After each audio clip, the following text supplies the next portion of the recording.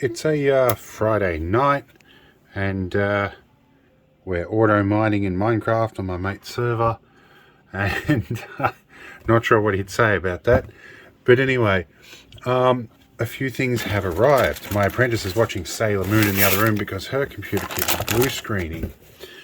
One of the reasons it keeps blue screening, I think, down to the video card. She has my old Radeon HD5850 card in there. So I found something similar. I think that was an ATI version. This is the gigabyte version. And in the case, this is like 40 or 50 bucks or something secondhand. And it beats what I could buy for about 150 new. So yeah, this is a little dusty. We're going to give this a bit of a clean up and see if it does the job. And at the same time, you'll probably hear Sailor Moon theme in the background because it's my my apprentice getting into the cartoons. Anyway, we need some contact cleaner or some isopropyl alcohol. I have both, and a toothbrush. Alright, so I think I'm going to start with the alcohol because the contact cleaner will probably lift all the stickers off. In fact, I might just take a photo first. Alright, photo taken just in case something critical comes off that I might need to recall or recollect. Now this has been dusty in a moist environment, so there's a little bit of rust on the connectors here, so I'll give the connectors a bit of a run with contact cleaner, but everything else is going to get a scrub with alcohol here. And under this feature connector, in case there's been, well, this is a link connector anyway, in case there's been a bit of junk underneath that. Now while I'm touching here and doing all of this, there's this foil strip here which is a bit eaten away, but that is connected to ground. So whenever I'm working on my desk, I'm usually, my wrist is sitting across that strap and grounding me. Alright, looks pretty good. That little cover can go back on there. I'm sure it's there for a reason. I think I've got most of the junk out of these surface mount components. And there's what looks like the power supply side here is bridged through to the low voltage side because there's this row and this separation on the board and a row of pins. So that's what that says to me. This is obviously GPU area behind it here with all these little jumps and bridges and surface mounts, and then the signal outputs on the DVI ports here were a bit encrusted with built up junk. Now he's put port protectors back in here, but there is a bit of junk in the ports as well.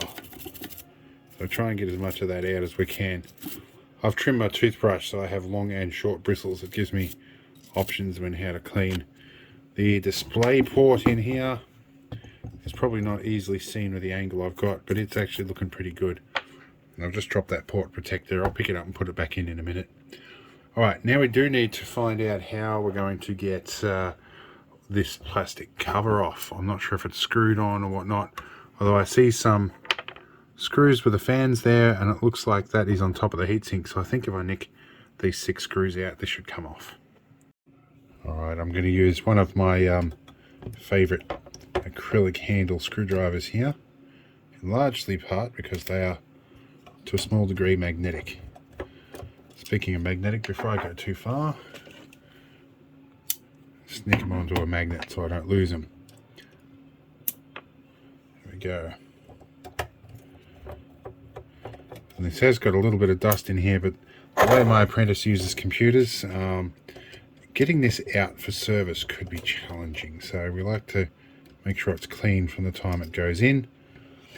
And there's that screw is now lost in the abyss in there, as is that one, although that one fell out. I wish that happened with sockets in a car, when you drop a 10mm socket or a spanner under the under the engine bay of the car. It's worse with bulldozers and things like armoured vehicles because they often have a solid belly plate and you're never getting it back. I have seen engine swaps done on things like FV432s and M113s and even like a Daimler Ferret, and there's a whole bunch of tools and sockets and ammunition and stuff even that ends up in the sump down the bottom where you don't normally get access to. Alright, I think I need to lift a fan up here. We'll lift these out of position. Whether it's completely necessary to remove the plastic shroud for cleaning, I don't know, but we'll be back. Alright, so I have spotted down in here there is a screw holding that top of the frame on. I think that is the case. I'm not sure. It certainly looks like... I know that's holding on the heat pipe. That's okay. I'm just looking for any screws that might be attaching this before I force it. Because it's a good way to break stuff. Although I think this would operate okay without the shroud, it probably will help. Anyway, I'm going to investigate off camera a little bit further and see if we can get this off. Then I'll explain how I got it off or how I broke it. Alright, so I took a closer look here. Let me angle my camera up a little bit here. And we'll take a zoomed in shot and I'll show you what I'm talking about. So in here, I found that is right there. This little bit here, there's a screw that goes up there and there is a plastic boss that interferes with that. So to get access to that, I'd have to actually remove the heatsink. So that is not happening. Way too much effort. So what we might do here is we might just lift these fans out, scrub as best we can in here, and hope we get somewhere. I am seeing some corrosion on the fins, so this has been probably in a moist environment, possibly a salt air as well. So I don't know. We'll do what we can.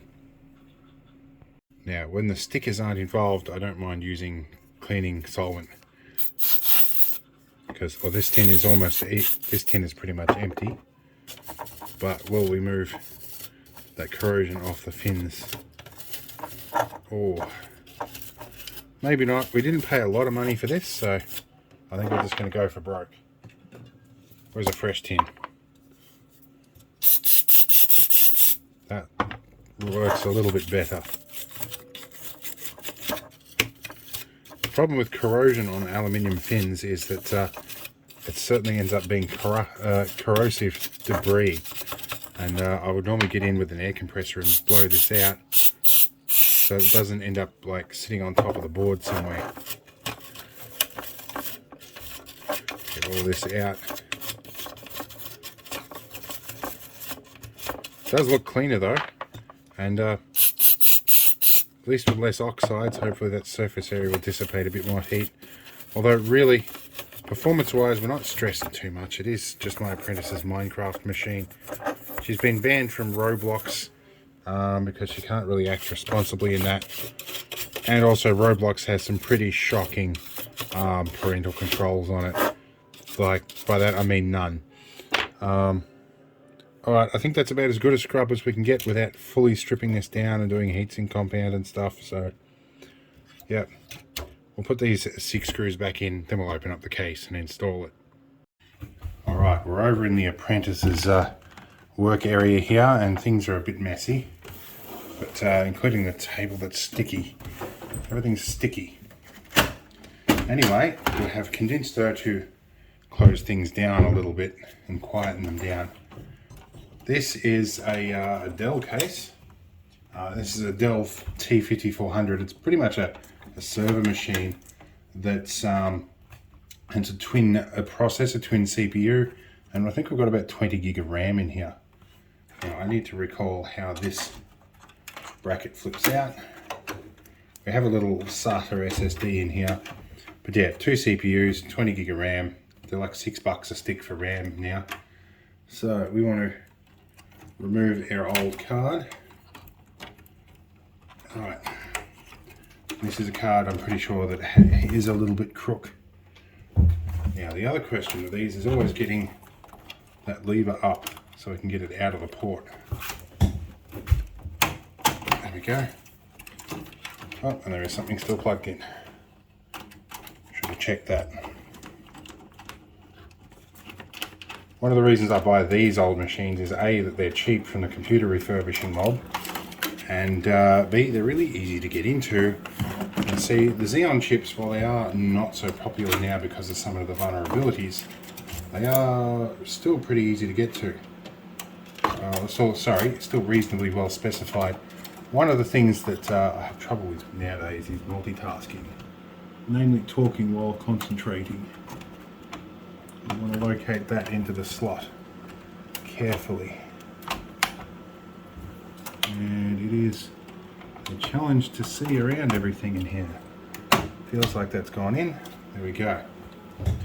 Now, this one has our power connectors in a more convenient spot, but they might not fit when we close the hard drive bracket. I'm hoping they do, because I'm going to swear if they don't. That's going to fit in there alright. Alright. Have a loom up here out of the way. Alright, I think that's swapped over. So this is also a Radeon HD5850, but this might have been a clone, you know. What was it? Yeah, GO2295P 1020. I don't know. It's it might have actually been a clone, you know. That might have been half our problem. It looks very much similar on the back plate, but anyway, this saves me having to do the drivers. There's a similar layout on the circuit board, but there are some differences between them. Anyway, let's put the side back on, and we'll see if this loads. And I just smacked myself in the face with this case side, and these are very heavy case sides. This whole box probably weighs about 15-20 kilo. Oh, and that hurt. I'm tearing up a little bit. That hurt a lot. We need to do that. And my apprentice has turned the volume up again. Alright, a couple of minutes to recover from the blow to the head from this. That should go on okay. We will stick our DVI back on. And we removed the monitor the other day because the apprentice was doing something very silly with the computer. Scratched the monitor up, so we took it away for a little bit. And we have to plug in the keyboard and mouse. We're going to do a few things, so we'll be back in a minute. Alright, now for another episode of Will It Boot? Turn it on and see what happens. See if we get a picture. Waiting. We have some diagnostic lights on the front here.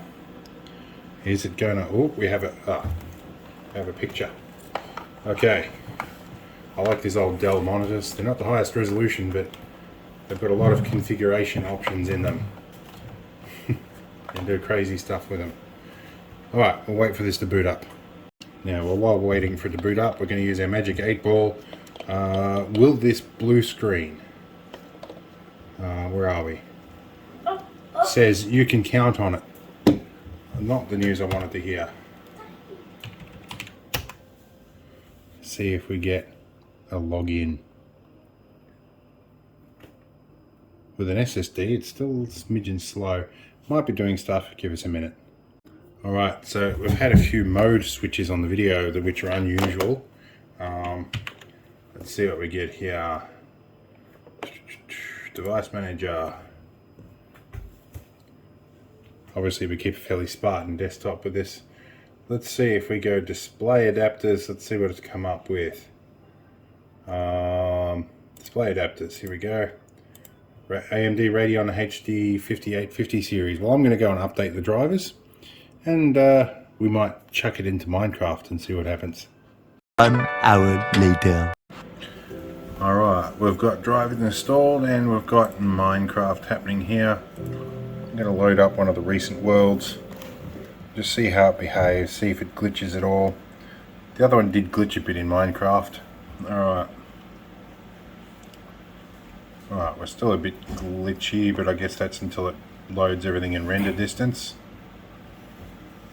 And a certain somebody likes to mess with the graphics settings. That's potentially what's happened here. We are a little chunky, but it's starting to smooth out as things render. So happening to go alright here. Wow, we're glitching as we're getting into the trees. Yeah, I think it's just as it loads a new chunk. Yeah. But so far, quite smooth and no blue screens yet. For a while there, it was going a little bit nuts with the blue screening. Well, I'm in creative mode. In creative mode? Okay, well, I don't have to worry about killing you then. Okay, now we'll get you lost. No. Okay. Can we go? Okay. Can we dig up? We can dig up like Chief Wiggum in The Simpsons. Okay, so we're breaking blocks alright. Let's go for a fly. I'm in trouble. I have a history of messing with the Minecraft maps. Well, this is running quite smoothly now. I'm not glitching. What's our F3 menu say? Doing about, if I sit still, I've got about a 96 frames per second there. About a 40 or 50 in the meantime. Good enough, probably considering she's maxed out the render distance on it, probably. Let's land up here. Actually, she probably wants her base. Let's not get her too lost. Yeah, glitching a little as it loads up, dropping to about 20 frames a second. Let's drop you down here. Back at home base, we're bumping up to about 50, 60. Good enough for now. Alright, we'll call it quits. It works, we're happy. Let's do something more interesting. 72 hours later. Alright, throwing a little addendum to this. With that video card in that machine, it still kept crashing. And so I had an idea. I ripped out the bottom two RAM sticks. Now these are 2 gig RAM sticks. There's 20 gig worth of them in the machine. Well, there's 16 gig worth now. And these are PC2 5300s. Now I noticed something when I pulled this stick out. See this little bit of stuff hiding under here? Directly below that, if you can almost see, let's zoom in here. You can almost see on those pins right down here somewhere, there is that little bit of corrosion. It's hard to see on the camera, but there is actually some corrosion in that RAM slot. I think that as it was getting to that point of the memory, it was having issues. I'll probably scrub this RAM stick up and put it back in at a later date and see if that problem re-emerges. But for the moment, we're going to get some datum points and let it run for a while. So far it's done the last 2 days quite stable, so I think that was our primary issue. It was not the video card, it was actually the RAM, and it could be a problem with the slot itself as well. In any case, we'll continue on, and hope it was an interesting video.